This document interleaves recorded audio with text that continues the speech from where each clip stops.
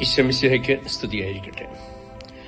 ഇന്ന് ജനുവരി 14, ദേവസഹായം പിള്ളയുടെ തിരുനാൾ ദിനമാണിന്ന്. ഇന്ത്യയിൽ രക്തസാക്ഷിത്വം വരിച്ചവരിൽ വിശുദ്ധ പദവിയിലേക്കെത്തുന്ന രണ്ടാമത്തെ വ്യക്തിയാണ് ദേവസഹായം പിള്ള. ഒന്നാമത്തെ വ്യക്തി തോമസ് ലീഹയാണ്.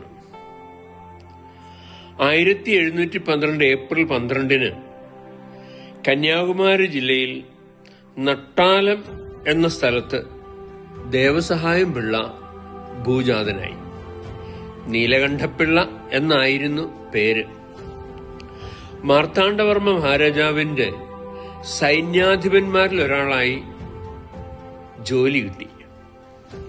ഡച്ചുകാരും തിരുവിതാംകൂറുകാരുമായി നടന്ന യുദ്ധത്തിൽ യുദ്ധത്തടവുകാരനായി പിടിക്കപ്പെട്ട ഡച്ച് സൈന്യാധിപൻ ഡിലനോയിയെ തിരുവിതാംകൂർ മഹാരാജാവ് സ്വന്തം സൈന്യത്തിന്റെ ജനറൽ ക്യാപ്റ്റനായി നിയമിച്ചു.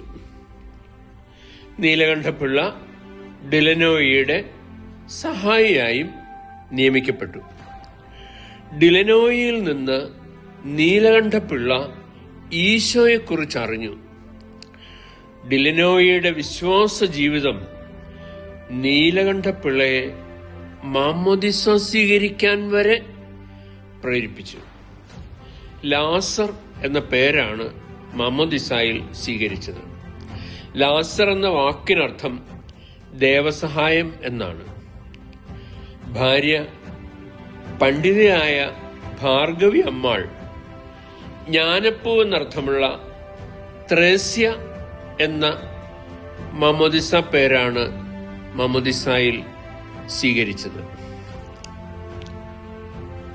ഡിലനോയുമായുള്ള ബന്ധവും ഈശോയുമായുള്ള അടുപ്പവും അടിയുറച്ച ക്രിസ്തീയ വിശ്വാസ ജീവിതവും വിശ്വാസ പ്രഘോഷണവുമെല്ലാം വളരെ രഹസ്യമായിട്ടാണ് സൂക്ഷിച്ചിരുന്നത്. പക്ഷെ അധികകാലമൊന്നും ആ രഹസ്യം സൂക്ഷിക്കാൻ കഴിഞ്ഞില്ല. കാരണം അഭിഷേകം മറച്ചു വെക്കാൻ പറ്റില്ല, അത് കവിഞ്ഞ് ഒഴുകും.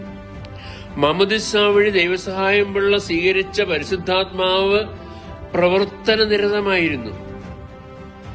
മാർത്താണ്ഡവർമ്മ മഹാരാജാവിന് പക്ഷെ ഏറ്റവും പ്രിയപ്പെട്ട പ്രജയായിരുന്നു ദേവസഹായം പിള്ള.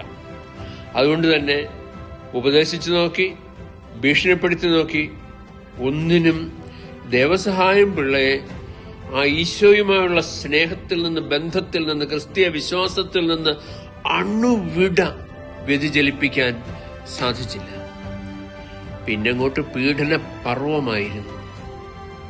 3 വർഷം നീണ്ട പീഡനം, അവസാനം രക്തസാക്ഷിത്വം.